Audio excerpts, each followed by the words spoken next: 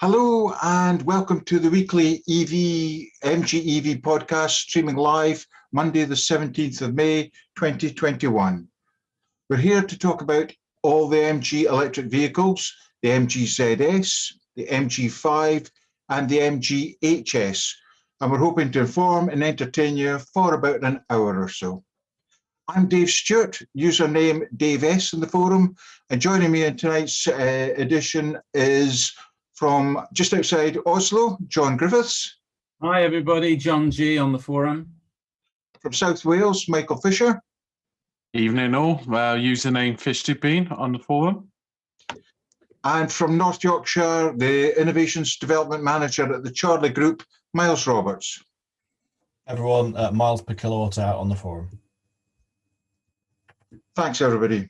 If you're watching live, thank you for joining us, and please click on the like button and say hello in the chat window. We'll be monitoring the chat window. That's Mike's job, so he'll be bringing to the fore anything that he sees. If you're watching later, thank you for choosing to watch the video, and please subscribe and get a notification for when we go live the next time. Just before we kick off, a wee shout out to our regular podcast member, Sean Cullen. Get well soon, buddy, and hopefully we will see you behind the microphone soon. And John, from just outside Oslo, you've got a message for us all today, haven't you? Yeah, big day in Norway today. It's Constitutional Day, 17. May. So I just wanted to wish anybody who was watching, they say gratulerer med dagen, og 17. May en feriedag in Norge. And because of COVID, it's been very restricted in various areas. So for those that were able to get out, I hope they used the day properly. And for those that couldn't get out properly because the weather in Oslo has been appalling, I hope you all had a good day. But once again, gratulerer med dagen. Thank you very much for that, John. I wasn't sure if my bandwidth had just gone there or you were, in fact, making it in Norwegian. Thank you very much. Got about 4 topics I think we'll cover off this week in the podcast. First one is how much range do you actually need? And we'll be revisiting the poll we mentioned last week. We'll be looking at the charge curve for rapid charging, and there's been quite a lot of chat on that. Also looking at the apps that we're using, and we're going to sort of focus a bit on a better route planner, but there are other apps out there. And then we'll have a quick look at the MG HS PHEV and find out a bit more about that. As I say, please keep the chat going in the chat text, and we'll revisit them as the podcast goes on. So to kick off, how much range do you need? We posted a poll on YouTube for about the last 2 or 3 weeks. It's still there and available. So what actually came out was 37% of the respondents thought 200 to 250 miles was about what they were looking for. Next, 150 to 200 miles, 31%. So still a significant number. 250 to 300 was 19%. Up to 150 miles was 10%. And over 300 was a very optimistic 3%. So I'll nail my colours to the mast. I was within the 200 to 250. As I said before the podcast, before I bought the car, I looked at how often did I need to make journeys like that. It's only about once every 4 to 6 weeks at the time of purchase. With COVID, it's a lot less. So any surprises there, guys? What did you think? Or do you mind mentioning what you actually voted for? So I voted 150 miles is fine. So I was in the 10%. 99% of my journeys is literally either to the shops or to Cardiff, which is a 25-mile round trip. So I can get 4 days worth of travel in the ZS easily, unless I'm driving like an absolute psychopath. But earlier last week, I had a little day trip to London, and I could have managed it without charging it. However, on the way to London, I stopped off Membry Services, and the eco electricity charger worked for once and was pulling off 40 kilowatts which is a really good rate. And I plugged in, I went to Subway to get a sandwich, come back, unplugged, drove off. And then on the way back, I had to rapid charge in London as well. So on the way back, I stopped off at the Ionity charger in Chippenham. That was 4 times dearer than the EcoTricity. It was £12, but I got 62 kilowatts rate on it. So yeah, but 150 miles with those rapid charges works fine. The only downside is when there isn't a charger, because when I was at Membry services with the EcoTricity, I was plugged into the only CCS charger there, and a Jaguar I-Pace rocked up I had about 5 more minutes before my sandwich was finished, and he was like, "Oh, I can't use any of the other chargers because all the rest of them are either Type 2s or CHAdeMO connectors." So yeah, hopefully more chargers is needed for cars with shorter range. Miles, what's your thoughts? Yeah, well, so I voted for the 200 to 250 miles. A lot of my driving does tend to be, day to day. I'm at the moment I'm working from home most of the time, so I am doing quite limited journeys. But when I do a journey, it's usually quite a big one. So having said that, I've still got the MG5, which real world I have been getting sort of 200 miles out of a charge. So that's perfectly adequate for most things. So the 200 to 250 just means that on those longer journeys, you'd maybe do, if I was doing a drive to London and back, I'd maybe just need to stop once rather than twice. But in terms of sort of where, what I need, really, I suppose most of the time, 150 miles is fine. It's just that with work, I have been known to, to travel quite long distances down to London or Scotland or wherever. And for those, it is handy to have, not so much because you need to do 250 miles in one go, but more that you want to be able to know that if you need to do 150 miles, that you don't, that you've got that comfort of a bit of a, in case of the, a motorway closure or something and there's a diversion, then you've got the alternative of going, a slightly longer route perhaps, and without having to, worry about where you're going to charge along the way. I think that obviously, 200 to 250 miles is probably the range where most EVs, new ones that are coming out, are targeting sort of 150 miles plus. 200 miles is what they seem to be selling them on. I know that a number of cars that are coming out at the moment which are claiming 200 miles aren't necessarily getting there. Thinking like the Peugeot and the Opel and Vauxhall, 50 kilowatt hour batteries in the courses and things seem to be struggling to get up to sort of 200 mile figure. No, I'd say 200 to 250 miles is plenty for most people. For me, I charge my car every other day or less at the moment. My wife charges hers every two or 3 days. She does about 40 miles a day, so she could do sort of 3 miles before 3 days before she needs to charge. But we sort of take it alternately, so we're not running either of them down too low. Actually, for the last few days, I've been borrowing a Tesla Model 3 long range performance. And the eye opener for me was that this is a car that costs nearly 3 times as much as the MG5. And obviously, yes, it does have the party piece of being rather quick. But in terms of actual day-to-day usability, the range is no different to what I was seeing in the MG5. We did a 100-mile journey on Saturday and used 50% of the battery in the Tesla.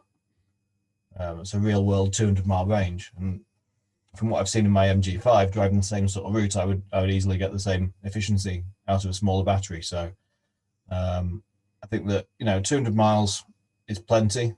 250 gives a nice buffer.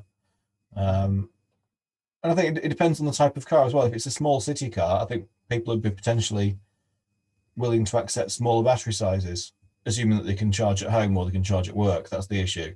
Yeah. live in an urban environment like London and you only have on-street parking and you don't have any access for a home charger, then I think that potentially you'd want the larger range just because you don't want to be charging up every, more often than once a week, really. So if you going to a public rapid charger, for example, is your only way of charging the car, Yeah. you'd only want to do that once a week, really, rather than, once a day.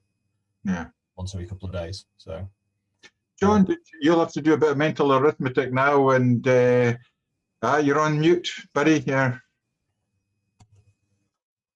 on mute, John.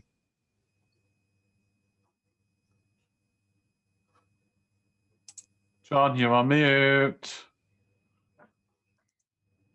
I was blowing my nose, so I thought it was a good idea not to.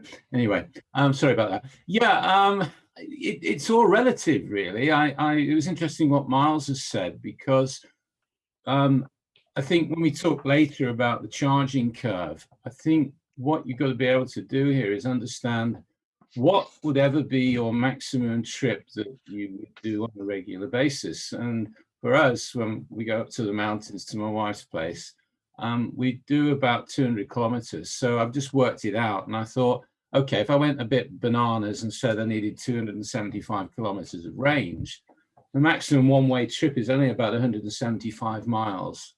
You get a long way in Norway for 275 kilometers.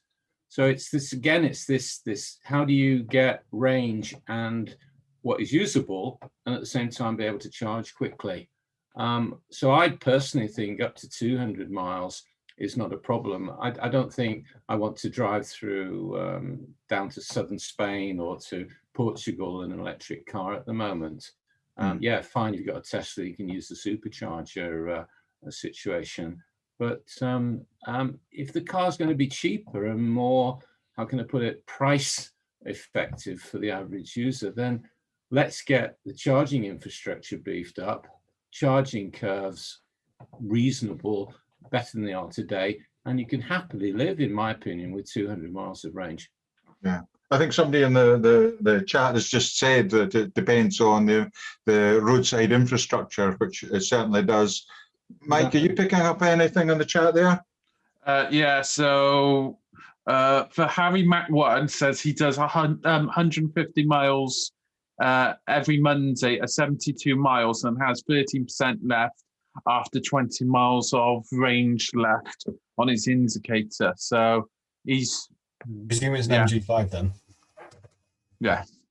Yeah, obviously Norway's a bit different because of the roads, but there are a lot of motorways now here. But the majority of people are going up to their cabins in the mountains. It's really winter that's a problem because of the degradation on the range. So yeah, you might want to say 275 kilometers or 200 kilometers of range in the summer is fine, but then you've got to take into consideration what it is in the winter. So for a country like this, you might probably, if you were driving that far in the winter, you didn't want to charge, then 250 miles starts to become the sort of area where you're hitting the sweet spot, so to speak, in terms of overall range. Yeah, it would be nice, if, in my opinion, if the manufacturers offered a WLTP value that reflected both the winter range at a given temperature and the summer range, which is the one that you walk into the showroom, sorry to say, Miles, and somebody will say, oh yeah, you'll get 265 kilometers out of your in the summer out of your MG ZS, but neglect to say that you could end up with 200 or perhaps even less if you're humping it on the motorway and it's -10. Yeah. And I think it's exactly as you're saying, John, and what you said earlier there, Miles. You know, we all bought the car. It's a balance of what our expectations and aspirations are. Yes, you could have a car with 300-mile range. Yes, it could do absolutely everything. Could have a heater for the battery, etc. But you wouldn't be paying the money that you've actually paid for the MG. And I think there's no point in having a power station in your car that you don't use. Yeah. You know, so it's great to have an 85 kilowatt battery and or 90 kilowatt in an I-Pace. But what is the point of it when you don't use it? Or yes, it gives you maybe peace of mind, but you're paying a huge amount of money for all those cells, and really for what? Probably once every 6 months, or even three months, unless you like miles and are driving a lot. But the average person, I think Michael's a good example, you know, the odd journey of 150 miles, maybe once a month, perhaps. So I think this car behind me would be a lot more. And suddenly its attractiveness to people who wanted to run about with reasonable range would have gone straight out of the window. Mm-hmm. But there is nothing worse than working out you can make it to the next town, etc., to turn up and find that the charging station is either not given a rapid charge or whatever. It's so annoying. And for those who are following the soap opera that is Dave Stewart's BMS updates, I have great delight in saying I'm up to 449 volts as of this week, Miles. Oh, so you're there then. That's it. So under the new under the new regime, 449 volts is likely to be a maximum. Is it? I'm hoping for 450. You've broken my heart. No, you won't get. No, 449 is. It may flicker to 450 sometimes if it's particularly warm weather, but given that you live in Scotland, it's unlikely. 449, but it does mean as well that you should get. Previously, when you started the car, sometimes it would say regeneration was limited, things like this. So that shouldn't be a case anymore, or certainly less often, because it's got that effectively that little bit of headroom now, extra above the top end of the battery. Yeah, and I'm not seeing that red warning coming up saying you must charge in. You must do a slow charge, yeah. So thanks for everybody who's supported me through this trauma. But and that's one thing you mentioned there, John, the temperature difference. With it being 10, 14 degrees now, so almost daily, and my battery now being a lot more efficient. What a difference I've noticed. We took a trip up to Loch Inver, which must be about 120 miles maybe away.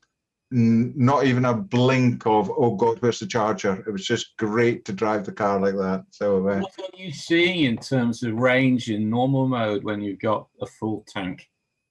I would without the heater on. Oh, with the heater. Oh well, I don't know. I'm trying every combination and permutation just now.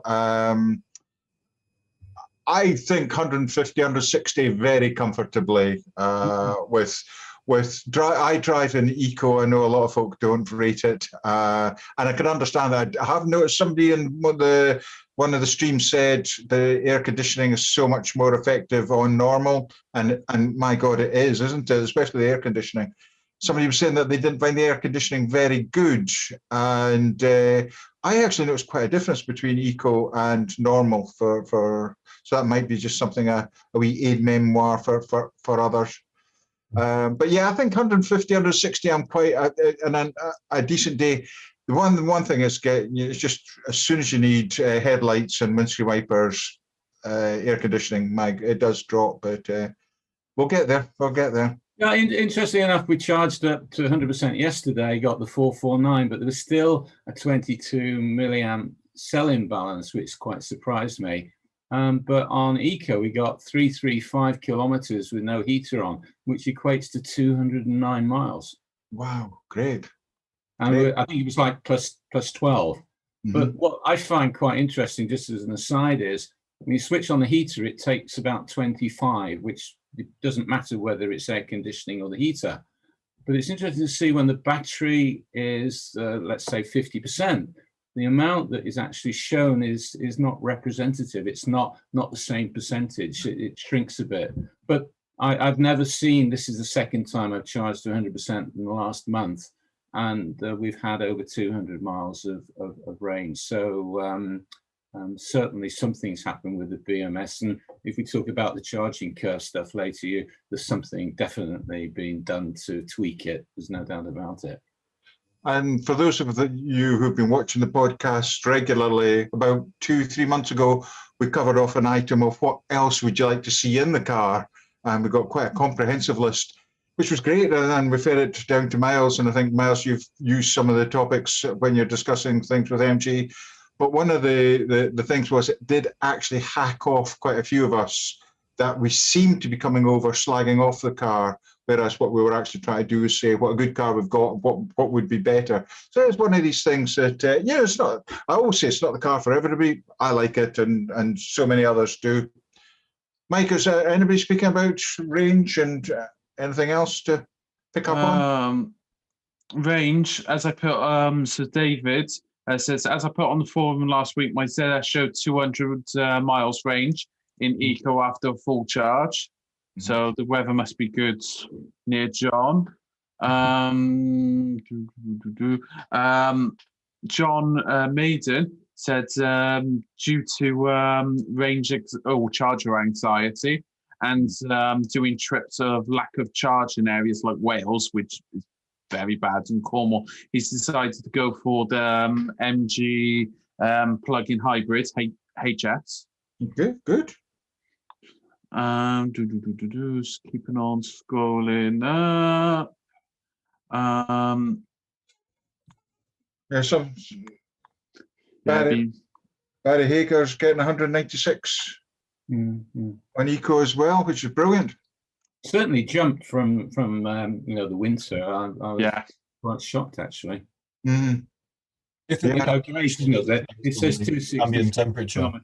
WLTP, and suddenly you get in the car and it says 335.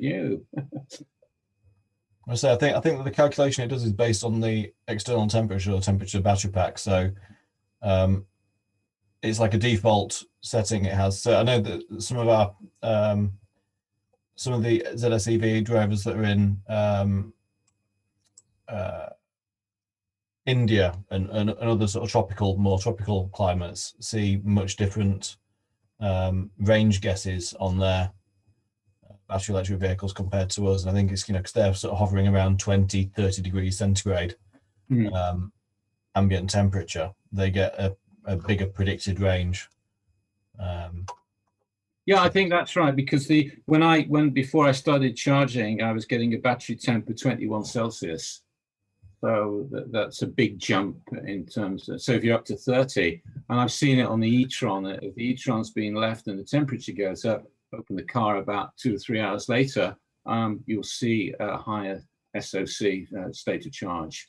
So, but certainly, so to be honest with you, great that MG do it in that way, because they're not giving, if you got into a Tesla, regardless of the time of the year, and you go into there's a special setting, you will get the standard range that it gives you, regardless of the time of year. So, cred to MG that if they've got an algorithm that's taking into consideration battery temperature and outside temperature, you're getting a much more realistic, okay, it's WLTP, but at least they're not showing you 300 or 200 miles of range when it's, zero. And getting back to Miles, I'd say, what we're trying to do is constructive criticism, not slagging off MG, because definitely, a bunch of morons trying to impress people. No, constructive criticism, and if that's the way they've done it, but why not be more open? Why not go out and say that sort of thing, rather than, okay, that's what we can do. Hopefully, if that is correct, then what we're being able to do is show people that's the range you get perhaps in the winter, that's the range you get in the summer, but at least it's not constant, yeah? There's Colin Phillips, Mike, saying that he said 202 miles from a slow full charge. And also John Maiden with his HS has said for Europe, his car only gets 32 miles, but Australia is showing 39 miles on a full charge. So temperature is a factor on the gasometer. On the PHEV it is, That takes us quite nicely into the second topic, which is titled, What is the Charge Curve?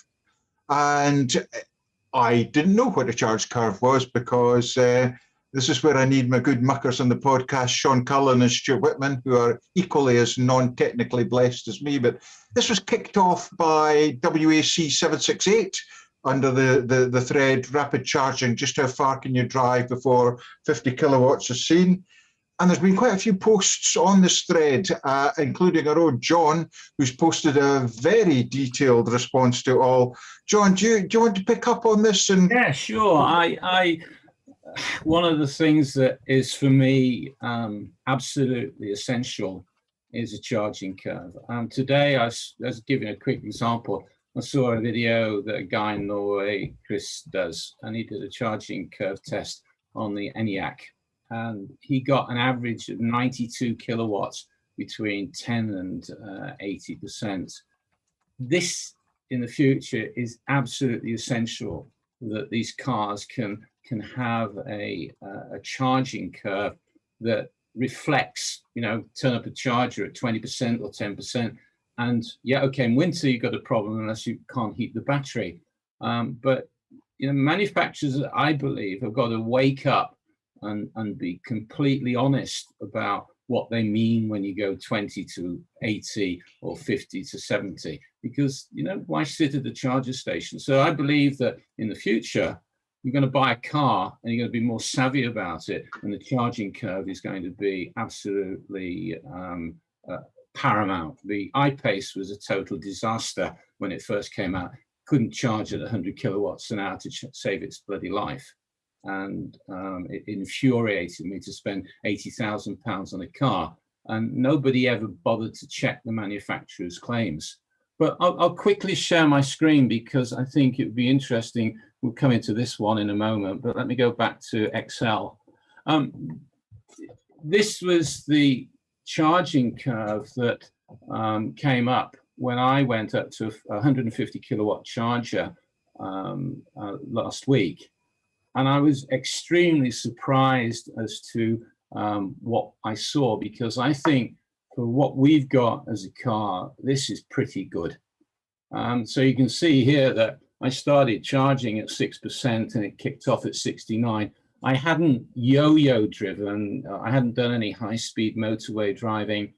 Yes, it was plus 20 degrees at the time, but I'd just driven about 9 or 10 kilometers in the car. I'd been standing out all day and all night the night previous. And I was really, really surprised. Yes, I didn't get up to the maximum, which is supposed to be about 76. But what's really impressive is the flatness of the curve up to approximately 36, 37%, and then it drops, but it doesn't drop that significantly.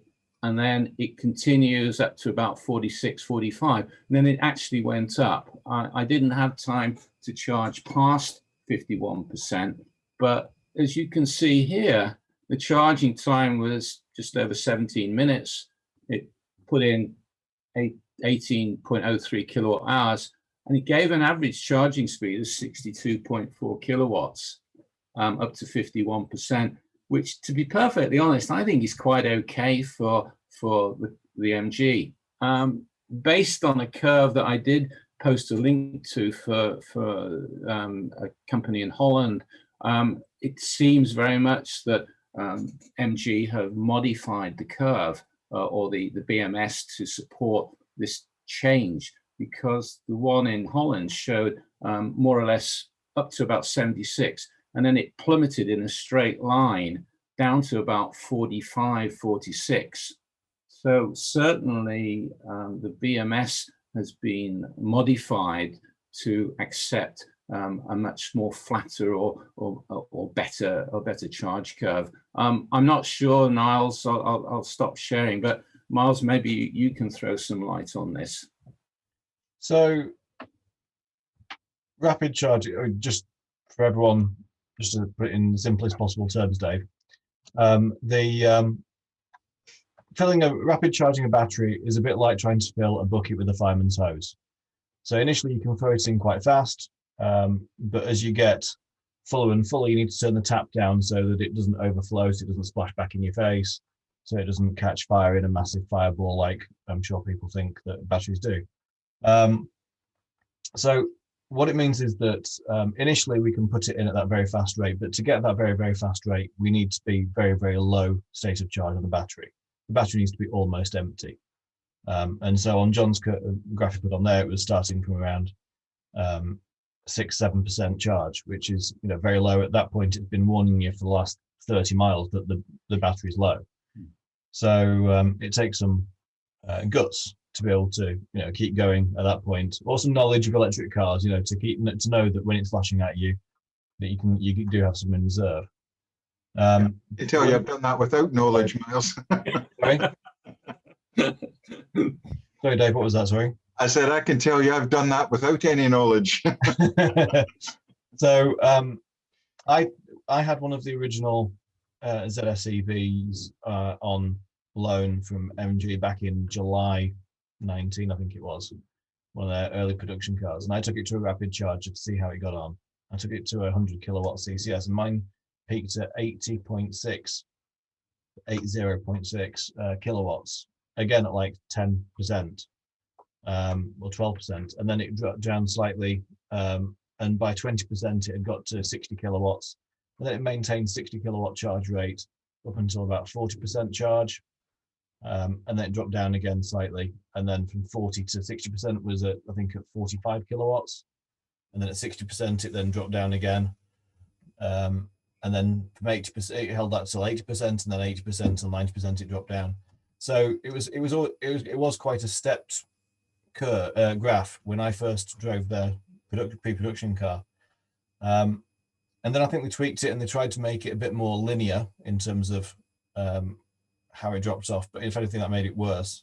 So now it looks like by reducing the top end voltage, that means that effectively when the battery is low, it's actually lower than it was before. So all of the state of charge, so where I was seeing a peak at I don't know, 10%, now theoretically the new 10% is what was 7% before, so it's set that a little bit lower, which means that in theory it can hold on to a charge rate a bit longer. The MG5, when I tested that on Ionity charger, was getting similar, so it was around 80 kilowatts initially. When it got to about 40%, I think it dropped down to 60 kilowatts charge rate, and then it dropped down again to 40 kilowatts from 60% onwards. But it requires a warm battery to do that, and I'd driven 180 miles at that point, so it was a fairly warm battery in that case. So the the charge curves have been improved, I think. There is a question as to whether it's worth going to, particularly if you've got to pay more for a faster charger. Ionity is 69 pence per kilowatt here in the UK. If you're going to go use one of those rapid chargers like that, then is it worth it? Are you going to see that difference in your charge time? Is it, if it's going to save you, 10 minutes over the course of, a charge to 80%, is it worth paying double for the charge cost? It's probably not. If, however, you're just doing a quick splash and dash and you want to get along a bit faster, perhaps only putting 20% in the battery, then it might be worth, if your battery is quite low, going to a faster charger. But if you've got 50% plus in the battery, there's no point changing the to a 100 kilowatt charger, because you're not going to see that fast of a charge rate. You're going to be limited by the charger itself. Yeah. In terms of improving the charge curve, there is a generally accepted limit with batteries that it's called, you can charge 2 times faster than the total kilowatt hours in the battery. So if it's a 40 kilowatt hour battery, the maximum charge rate should be around a 40 kilowatt hour battery should give you around 80 kilowatts maximum charge rate. Otherwise the heating buildup gets too large. Mm-hmm. So, a bigger battery, as we were talking about battery size earlier, a bigger battery would potentially give you a faster charge rate than that. Or you can use liquid cooling of the cables and things and of the cells like Tesla do. One of the things that MG is good at, it does have a liquid cooled battery, which means that we don't have you can do several rapid charges. If you wanted to do, 600 miles in a day, you could do several rapid charges without any negative effects on the charge speed, whereas the Nissan Leaf that I had before, a couple of rapid charges and then the battery temperature got to a point where it wouldn't accept a charge faster than around sort of 22, 25 kilowatts on the Nissan Leaf 40, which really does take a while. Because the worst thing is if you're doing a really long journey, like I drove to London for a meeting in the Leaf 40, and back, and I had 2 charges on the way down. And then it was like an hour or 2 in London, but it was about 26 degrees, so it wasn't helping the car to cool. And then I drove back up the motorway and had to stop again for a charge. And so I was at Potter's Bar Service, I think it was, on the M1, and I was getting like 22 kilowatts charge rate. So I'm sat there for 45 minutes on the electricity charger, and it's only added around 40% into my battery during that time. So and then you've got to stop again, and then it's slower again, and it's again. So it really makes a long day even worse. So that's one of the best things, obviously, about having more range and also having a liquid cooled battery like we do. It makes it a lot better. Now, I'm going to ask one of these questions, which again, as I say, is usually Sean or Stuart asks a stupid question, but it's me today. When I'm charging up the car, and I see Jake Lewis is commenting on how quickly he's seen the charge going into the car. How do I know that if I'm sitting in the car, or do I need some fancy app on my phone or whatever? Because at the moment, to find out how more specifically how I'm doing, I switch on the car and switch it back off so I can get the percentage charge coming up. Is there a better way of doing that? So if you turn the car on whilst it's charging, and then you use the steering wheel button to scroll down to the point where it shows you volts and amps. All right, yeah. Okay, so if you remember your Ohm's law, volts times amps is equal to your electrical power. So if you've got 400 volts and 100 amps, it's 400 volts times by 100 amps gives you 40,000 watts, which is 40 kilowatts. Now, if you've got 430 volts and you've got 124 amps, you get your calculator. I'll be honest. I was just waiting for you to do the maths there, Miles. Again, here's back to they give you the amps and they give you the volts. For God's sake, why don't you just show us what the bloody kilowatts are? I know. Yeah. A good example, just going back now, that charging session I had where we got an average of 62 kilowatts. If you went to a 50 kilowatt charger, and let's say you got 48, because you won't get up to 50. I charged for 17 and a bit minutes, 17 minutes and 20 seconds. If you did the same and managed to get 48, which you probably should do because the curve was, well, you'd only been there for 22 and a half minutes. So you'd only been there for 5 minutes longer and saved yourself a chunk of cash rather than paying for the overhead of the high-speed charger. So this is why, again, the charging curve, I think, is so relevant, because it can help you decide, oh, I only did it to make sure that I could get there, but probably a 50 kilowatt charger would have been more than adequate, yeah? Yeah, and some chargers like Ionity and the new London chargers, the ESP ones, actually show the kilowatt hours either on screen or on a little meter in the bottom of the unit. So that way you don't have to get your calculators out and do volts times amps. We've actually got a very good provider in Norway, BKK, they're from Bergen, and they have an app, and the app will actually show you what it's charging at. It's a bit delayed in terms of the time lapse, but it will show you the charging rate without actually getting out the car and pressing the button on the screen. But that's the way to look at it. Well, I don't know what you're paying in the UK for 150 kilowatt chargers, but in Norway they're around about, I'll just do the quick math, it's around about 4.5 kroner a minute, which equates to, let me do that, it's about, what's a pound these days? Anyway, I'll come back to it. I'll work that out. There's a lot of calculators. Well, Miles, I would like to thank you for that beautifully detailed response, but I can honestly tell you, I understood John's greeting in Norwegian more than I did. Yeah, and I see Kieran01 has come back saying, you need a calculator tonight, guys. Yeah, definitely. Yeah. Mike, is there anything else folk are saying about charging? Yeah, can you also heat the battery, Mark asked? Touchy subjects. Yes, in theory you can. However, the enabling criteria from MG is that basically the battery needs to be over 25% state of charge, but less than 50. It needs to be below 10 degrees centigrade as the highest temperature across the battery cell pack. So no individual module can be higher than 10 degrees C. So if you've got one that's at 10.1 and the rest of them are at 9.6, it won't work.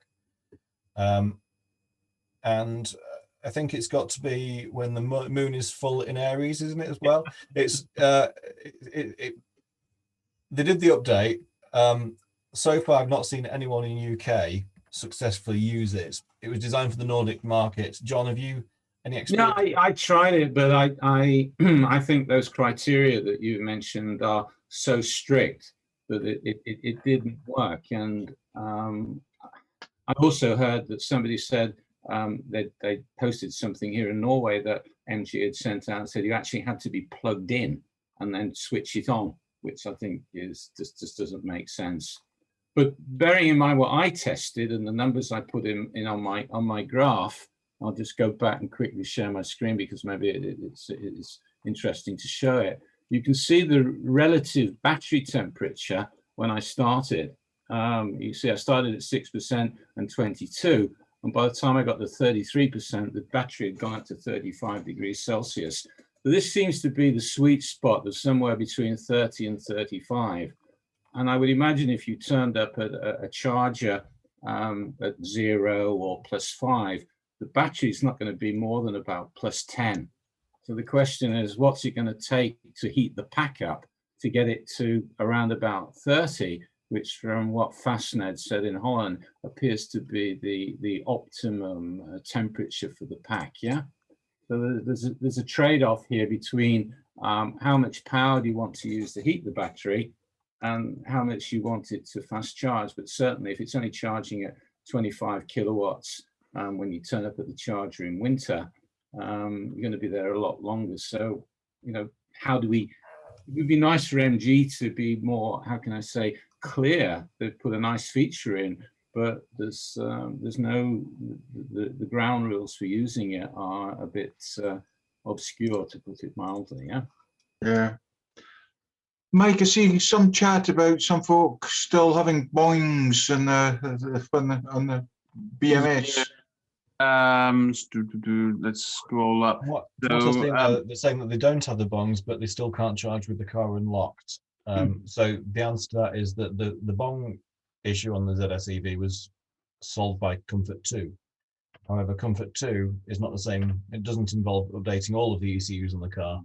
And the ECU that controls the charging when the doors are locked or unlocked, sorry, is it's either the OBC ECU, which is the onboard charger ECU, or it's the EVCC, which is the EV charge controller. I think both might need to be updated in order for it to charge with the doors unlocked. If you speak to your service team when they take the car in, ask if there's any updates, say specifically, I need it to charge with the doors unlocked. They should be able to throw all the updates on it and it'll work. Okay, great, thank you. And Mike, anything else? Yeah, Jake has said if you plug your car into rapid charger, the battery pack goes from 22C to 36C in 10 minutes because the electrons are warming up the battery pack. So you might not need to heat the car as long as you've drained down the battery sufficient enough. The rapid charger should heat it up. I think the difficulty there is that the way the algorithm has been written in a lot of these charging curves, I've seen a situation where I've unplugged the car after it's so-called warmed itself up a bit with a high-speed charge. I've plugged it in and I've got a higher rate the second time I plugged it in than it was while it was warming up, because now the battery says, oi, I'm at 25 degrees, I can accept a higher charge. Yeah, So, that's what I've seen as well on the ZS. I got 80 kilowatts by doing that, basically by charging, doing initial rapid charge, putting a little bit in, taking for blast down the road and back, and then plugging back in, and it got a higher charge rate. So again, you know, this again is, it's not rocket science to do this sort of stuff, but it's not where the money gets spent, unfortunately. That's why I go back to what I said earlier. Hopefully in the future, as we get more savvy adopters out in the community, car companies will start to see that. And I think it's interesting to see, as I said earlier, this test of the ENIAC, where it averaged 92 kilowatts an hour. hasn't got a huge battery pack, but it peaked at 125 kilowatts. And Polestar have done the same. They released a software upgrade in February where they've done the same, and that averaged like 92 or 93 kilowatts per hour, between 20 and 80%. So I think it's going to actually be interesting to see what the Marvel R does and when it comes out, as to whether or not MG have taken that on board in terms of a further development of how the batteries can be charged. Okay. Mike, is there anything else before we move on to a better route planner?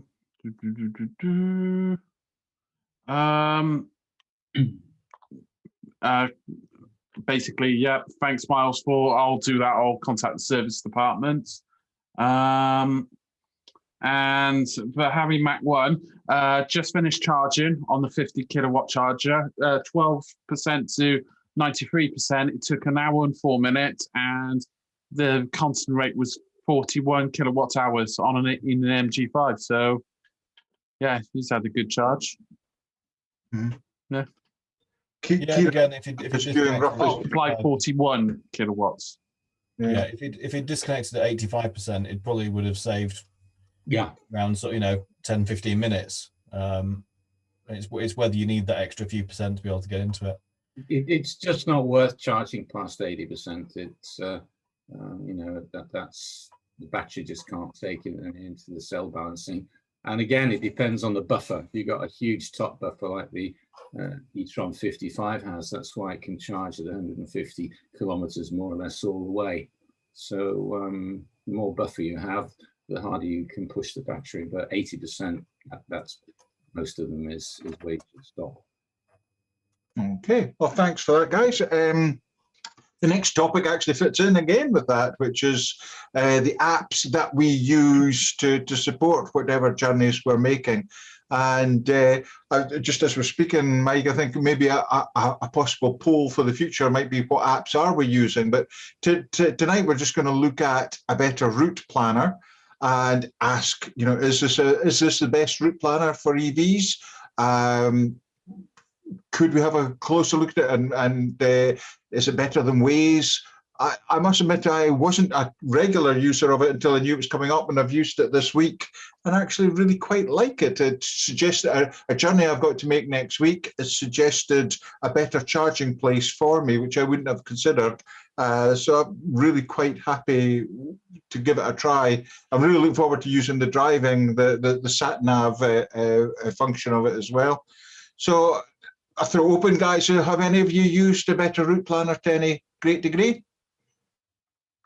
I tried to do some testing of it, just because one of the things, again, that's important is, does the route planner take into consideration properly the car that you've got, its consumption, etc., so that it does a good job of calculating, not guesstimating, but does a good job of calculating. And to be honest, I was quite impressed with with what I did.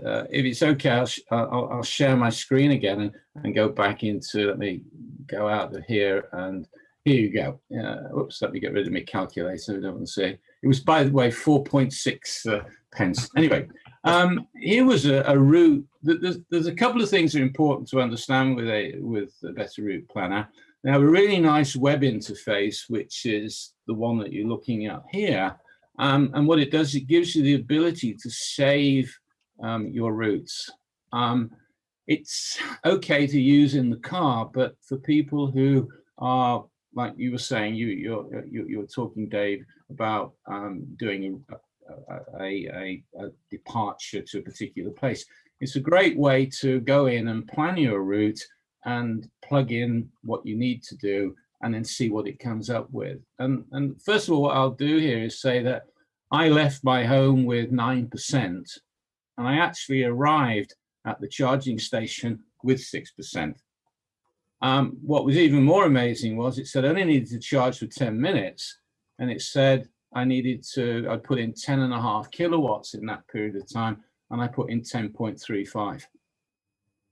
Whether be interesting to see what that would be like in another scenario. I don't know, but just as a quick way of doing it, like, let me hide the table. And what I did, it had come up with a charger which was a bit nearer my home around here, and I put in a waypoint here. So what you do, if you want to go to somewhere, you can click on the map and it will create a waypoint, and you can get rid of any of the ones that you don't want to charge at. So it's really quite flexible. A bit of a drawback with the MG is that what they've got is, for other cars like my e-tron, they've got a deal where there's a company in Germany called Tronity that has various deals with car manufacturers, and they're reading values through the API, the application interface, for Audi, for example, and they know what the car's percentage charges at departure. You can see here I've got a live icon, which is saying that I'm not using the MG. But the difficulty, or not difficulty, but the problem is, if you're going to pre-plan a journey, you need to estimate what your departure SOC is going to be at the point where you are leaving. And it's got a reference consumption you can change. You choose the car model here. Here you can select the car model, and here are all the different cars that are available. And you go to the MG, and you can choose the 5 or the EV Alpha. But as I say, the drawback is there isn't a live link to the data. There is something available with Talk Pro and another telephone if you want to use it, but it's not ideal. So you'll add your car, you put in what you think your departure SOC is going to be. It gives a reference consumption for the car, which is from its own database. And then what you've got is you've got your battery and charger. You can set what your minimum destination arrival state of charge is going to be. This you can put in if it's interesting. It seems to override that because I had less than 10% when I arrived at my the charger. You can put in a maximum charger SOC so that you don't charge above 80. And then you've got a battery degradation, which really in this instance should be 0 because the car's new. One thing that I didn't understand, and then I managed to find out what it was, is you can put a charging overhead in. So yes, you know how long you're going to charge for 10 minutes, but you've got to get out the car, you're going to stick the plug in the wall into the car, and then once you finish charging, you've got to stop the charging session and get back in again. So here you can put in a value. I think the default is 5 minutes. You can change things like the speed. If you've got the premium version, it will use real-time traffic, and you've got a reference speed, your maximum speed, and it'll adjust the speed depending on your state of charge as it calculates what you think you've got left as your journey continues, and you've got your road conditions. And again, if you've got the premium version, you can use real-time weather, and you can say whether you've got a headwind or so on. So these are the parameters that you would need to set up prior to your journey. And if you know 5 or 10 minutes before you're going to go out on your journey, you could go in and modify these. And having done that, you go back, the settings are saved, put your route in, and then save it, and click on this button, and off we go. So here's the journey. So here, if I go out of here, I can open up my saved journeys, and I can say, okay, I want to go to my wife's cottage, and open that, and I can calculate. All right, and now it's come up with its, so it tells me I've got to charge in Sandvika, but I've got these other charges. So if I zoom in on the map, as I said earlier, right, I can modify and say I want to charge that 150 kilowatt charger that I'd charged that before, and I can double click on that. Okay, add as waypoint, and now it's added that, and I can recalculate the route.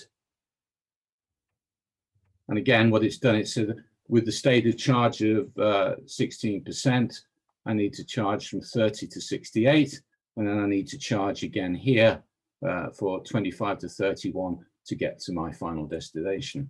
So, I think it's pretty slick. I don't want to do any injustice to a better route planner, but I certainly don't see at the moment much of an advantage of having the premium version, unless you wanted to do the real-time weather. But the proof of the pudding would be to go in here and do a journey, make your changes to see what you want to do, and then decide whether or not it was realistic, and then take some screenshots. You can see here it's giving me a table view. Some of this information is not available at this level of detail in the app, but you've got this information.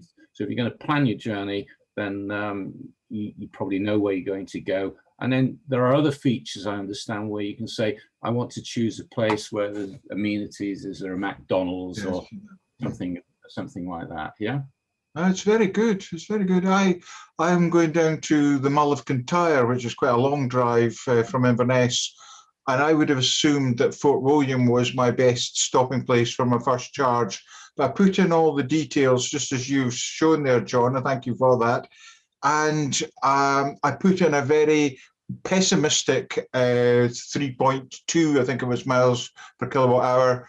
And it came up saying, no, you'll make it to Oban, don't worry, and then rerouted me.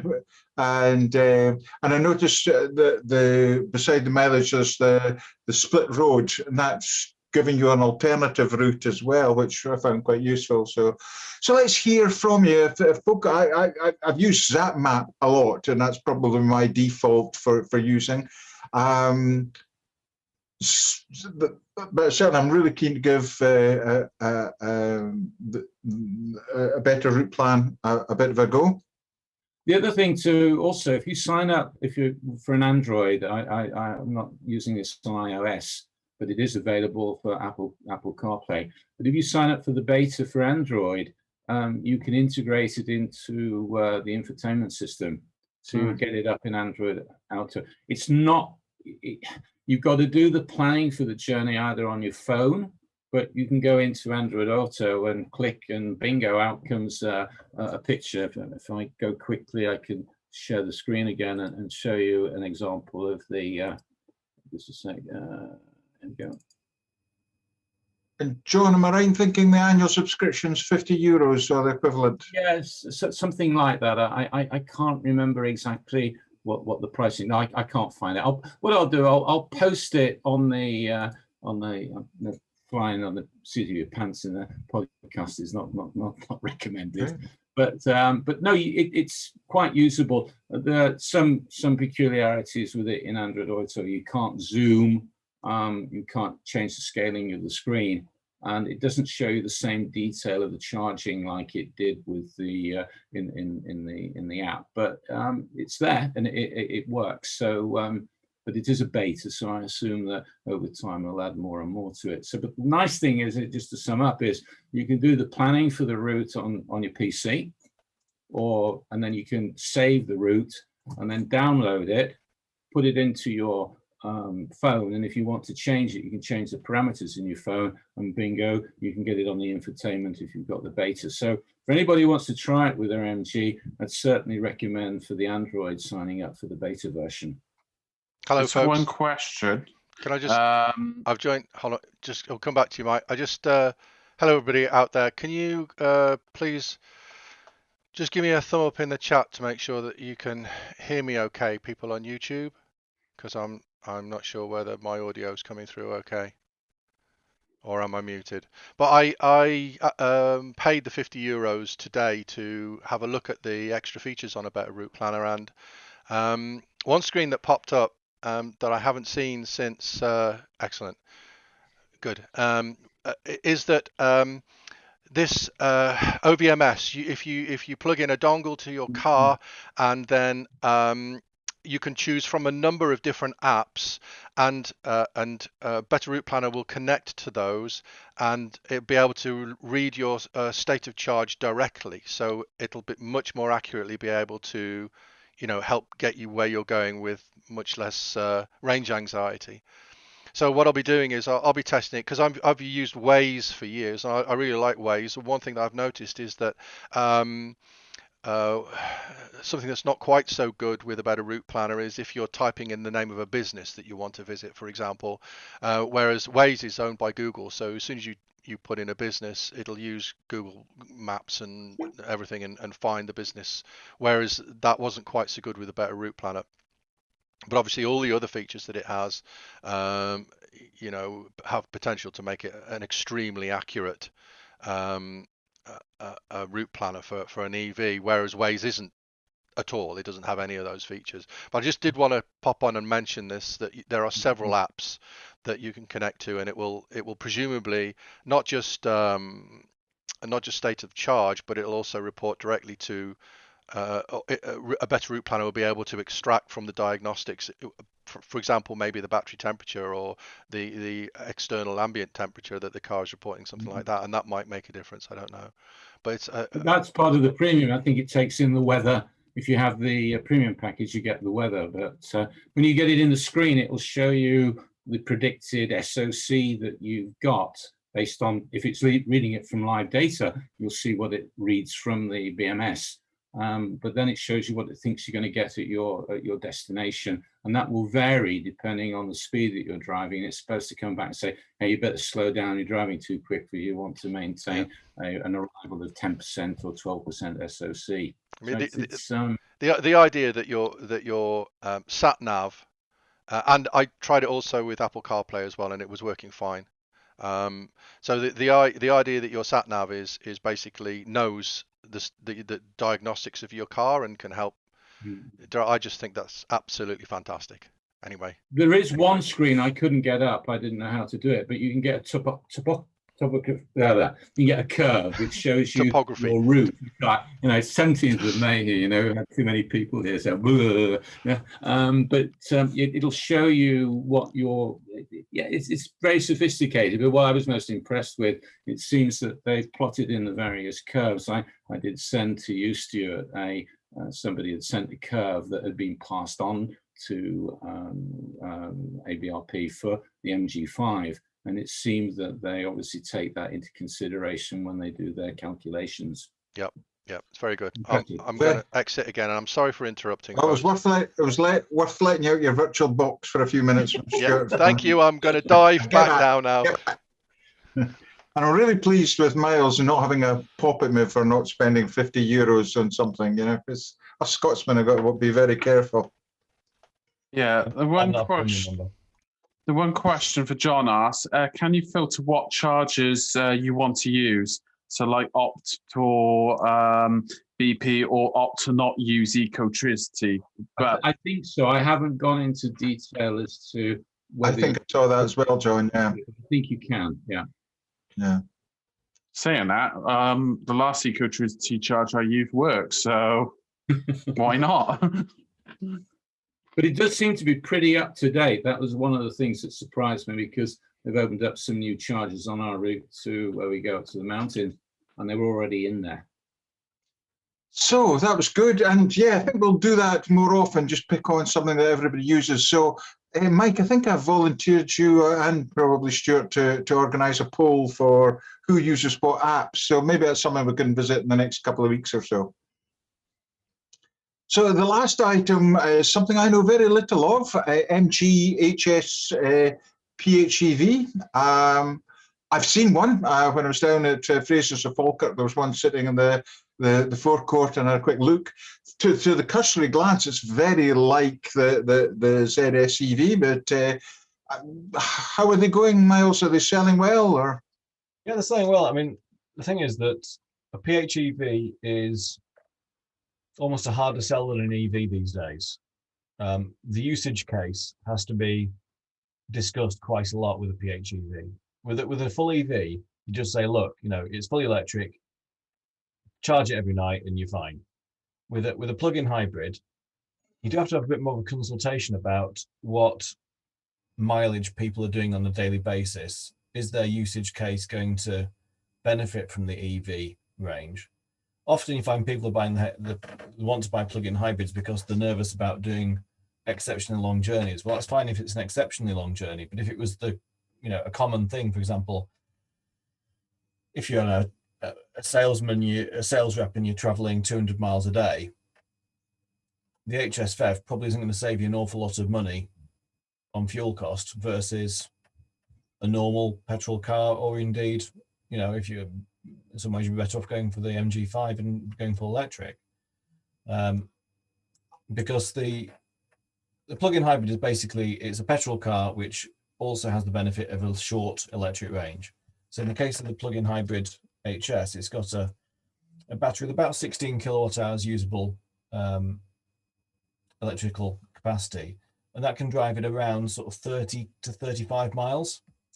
But there are some caveats. So the first one, it's quite a major one really for our climate, is that if you put the heating on, it starts the engine because there isn't an electrical heater on the car.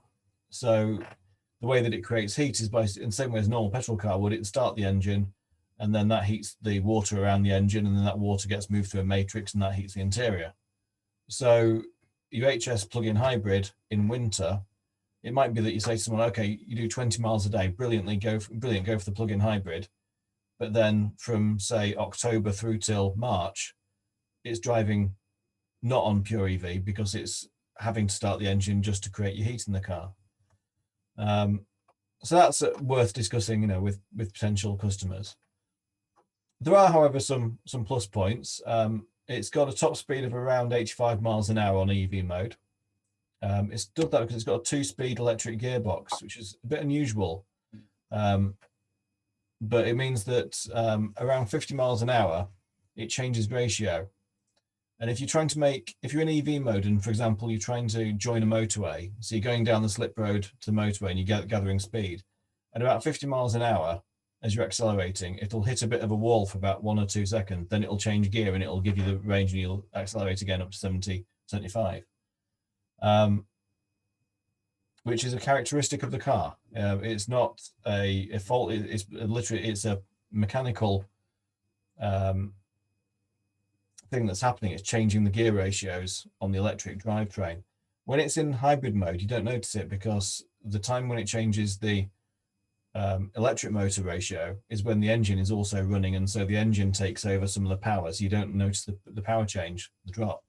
Likewise, the plug-in hybrid versus the full petrol automatic drives smoother because the gear changes for the petrol side are being cancelled out by the fact that the electric motor is able to keep up some of the torque on the drivetrain. So in hybrid mode, it's got 200 horsepower and it drives really, really well. But it's got effectively like a 10-speed transmission because it's got the gears to the petrol and also the electric side.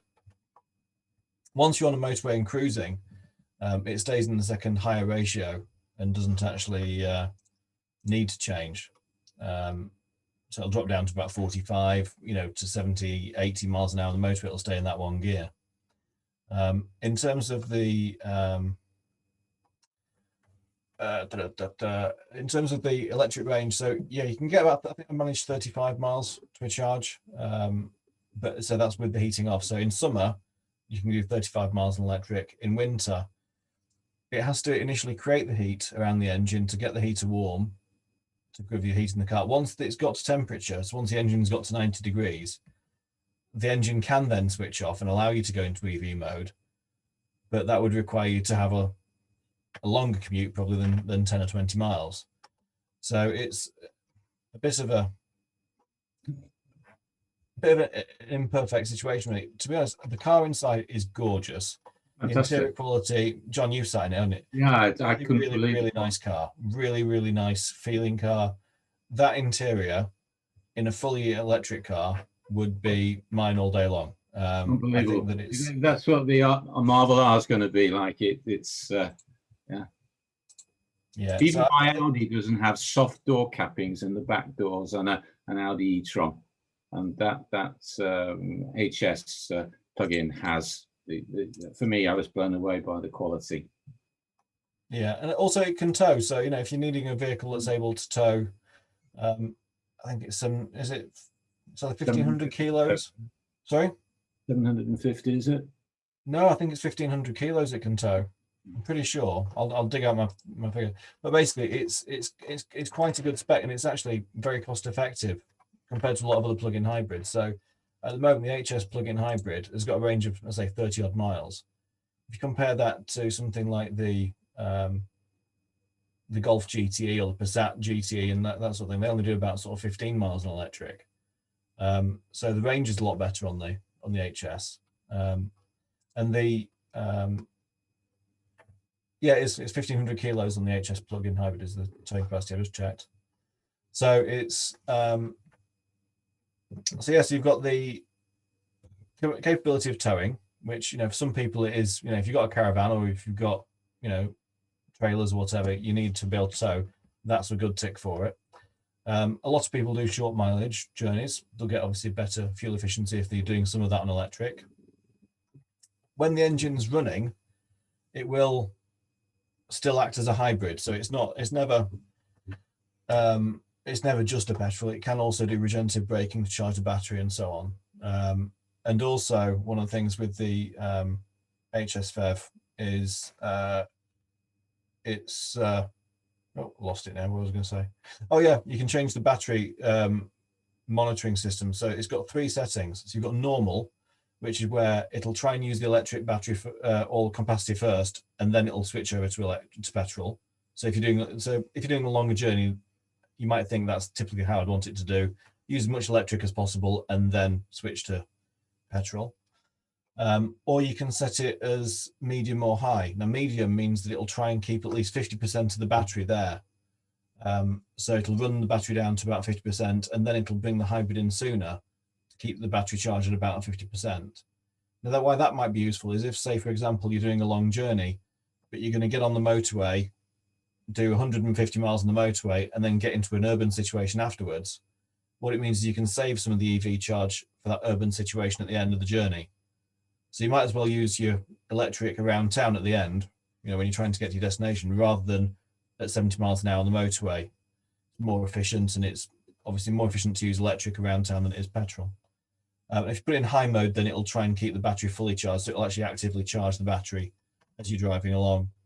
The only reason, again, that would be worthwhile doing was if, say, for example, you're driving to somewhere like London and you're going to hit a whole load of slow moving traffic for probably an hour or two once you've got inside the M25. So you charge your battery on the way down, so that then you can do electric on, you know, once you're in within the M25 or in the zero emission zone. But in terms of practicality, it's a lovely finish of the car. We've actually got a deal on at the moment at work where we're doing on a PCP. It's £299 a month with a £2,000 deposit for the exclusive, which is, you know, it's a fantastic deal for that size of car, for that quality of car. I think it's a really competitive deal. Certainly, you know, much cheaper than a lot of other PHEVs. Kieran O'One's pointed out that how good is the interior, and are there any pictures that we can compare and contrast with our 5s or ZSs? So maybe if somebody could post some pictures, that would be great. It's a bit difficult to show it, but I'll take my word for it. The whole of the top of the dashboard is soft touch, and it goes right out to the windscreen. If you look at your MGZS, it stops, but it's plastic. There's a bit of soft touch, but the soft touch, it honestly, it's certainly premium. I was you go and bang it, you'll notice it was top notch. I couldn't fault it at all. John Maiden's loving his, so he's posted that. Mike, is there anything else I've missed whilst that's been going through? John was getting 3 to 4 miles per kilowatt on EV mode for normal mode, and got 36 miles on fast driving before the ICE engine kicked in with his HS. And Mark was debating between the ZS versus the HS. Saw them both at Van Mosey in Adam. He chose the ZS in the end, and will receive at the end of the month. Oh, good. Well, look forward to hearing from you on that. That would be good. So, well, we're just about there, guys. It's see time is cracking on.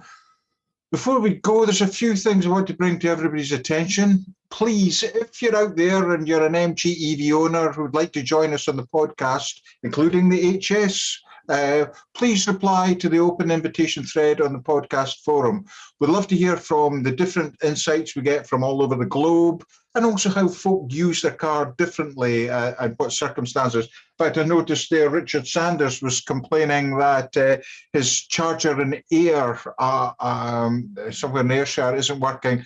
I actually sat on the EVA Scotland webcast earlier on, end of last week, and it was the Swarco team were saying what they're going to do when they take over Charge Place Scotland. Obviously, they're not going to come on saying, oh my God, what a mess we've got. But I actually left the podcast thinking, my God, something good's going to happen here. So I hope that's right. As I say every week, or as we say every week, please have a look at our merchandise. There's a link to the shop in the forum menu. This is where Mike usually stands up and models. Yeah, there he goes. Thank you for that. And again, just a wee bit xenophobic here. All MG drivers in Scotland, there's a bunch of us meeting up in the grounds of Falkirk FC Stadium on Sunday, the 11th of July at 1 o'clock. Please come along and we'll chat about our cars and compare and contrast. Finally, if you'd like to support us, please consider the MG EVs Forum Premier membership for just £3 per month. This gives you a Premier Member badge, the ability to upload a profile banner, the ability to select the MG Red theme, which has been updated to show all 3 MG EVs, and a discount code for MG EV merchandise. Now, this isn't 5%, it's not 7.5%, but it's a full 10% off merchandise when you use this code. And of course, the pleasure of knowing that you're doing something positive to help us with the website and with the podcast. And thank you to our new Premier member since last week, Alec Carr Ost. I'm suspecting he's in Australia, but could be Austria, we don't know. So that just about wraps it up for the night. My thanks go to Michael Fisher. Good night, all. John Griffiths from just outside Oslo. Good night, everybody. Thank you for watching. And again, from the Charlie Group, thanks very much, Miles. Thank you very much, guys. And usually we thank the unseen Stuart Wright, but he made a guest appearance tonight in a cameo. But he worked so hard bringing this all together for the week and then during the podcast. So thank you again, Stuart. We'll be back next Monday, usual time, 7:30. Look forward to hearing from you all. Goodbye. Take care, everybody. Bye. Bye.